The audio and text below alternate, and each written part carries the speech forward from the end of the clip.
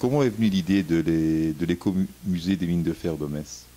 C'est M. Tartaruga qui, en 1985, ils avaient décidé, ils ont commencé à démanteler toute la mine et ils allaient, à 48 heures près, ils allaient raser le chevalement. Ils avaient déjà commencé à couper une poutre maîtresse et M. Tartaruga voulait à tout prix le sauver et il a été voir M. Bach, donc, qui travaillait déjà dans la mine de Neuchef pour la refaire.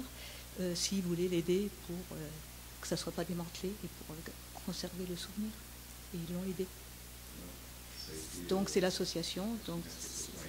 L'association avait déjà été créée en 1984. La mine a fermé en 1983. L'association à Montferland s'est constituée en 1984. En 1985, on a fait le démantèlement de surface, c'est-à-dire tout.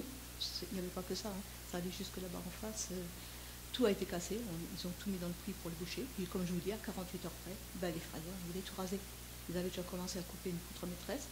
M. Tartaruga s'est défendu et a demandé l'aide à M. Bach pour qu'on puisse conserver le chevalement et qui est désormais donc le dernier chevalement des mines de fer de Lorraine qui représente à lui toutes les mines de fer de Lorraine. Un siècle d'histoire de notre Lorraine.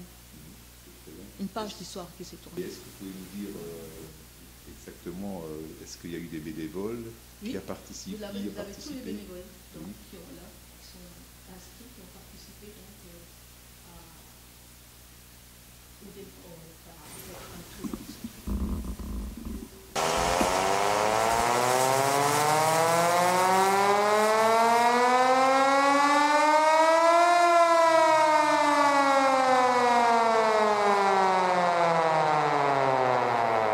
Donc cette sirène là, elle sonnait pour la prise de poste des mineurs, plus en cas où s'il y avait un accident grave, ils la mettaient en route et tous les gens se rassemblaient sur le carreau de la mine pour voir ce qui s'était passé.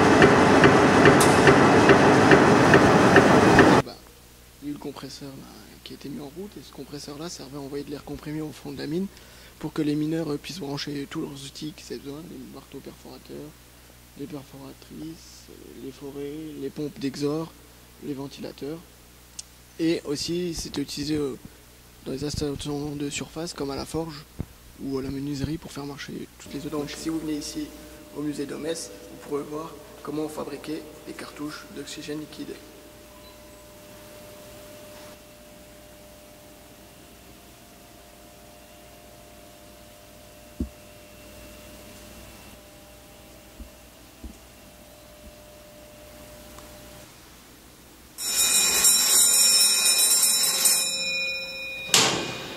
Je te mets la sirène ou pas?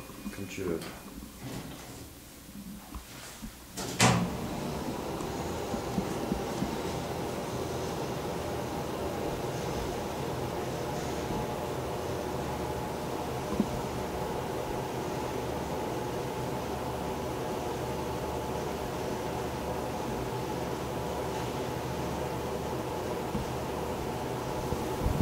Donc là on se trouve dans le couloir qui va de la salle des pendus qui est derrière ce mur jusqu'à la recette du personnel ou quai d'embarquement qui est plus bas.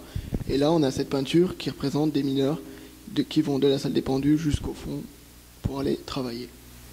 Donc ici les mineurs pouvaient reprendre des outils, des forêts, plus des taillants. Et là on a les taillants du mineur continu qui se trouvent à but. Et ils savent pas si c'est sauvé en se cachant dans l'ossature du chocolat, et de tous les messieurs se trouvent.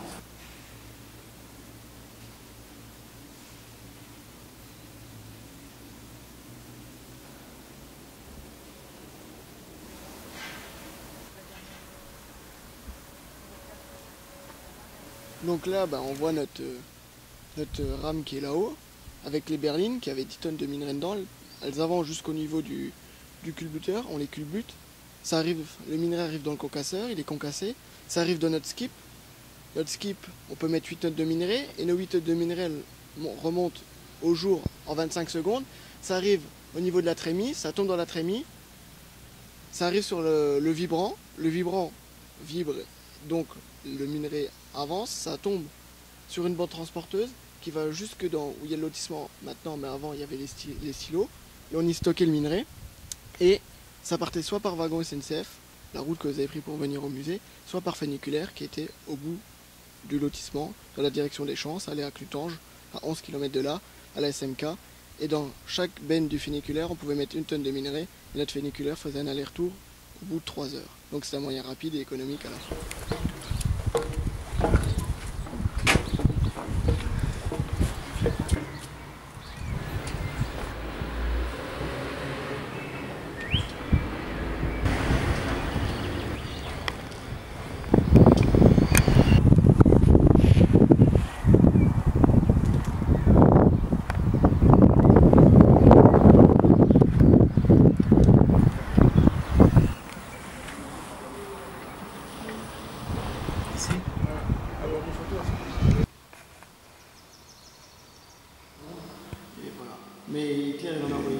Il est repéré. C'est intercepté avant. Voilà, Puis ils ont envoyé leur speed.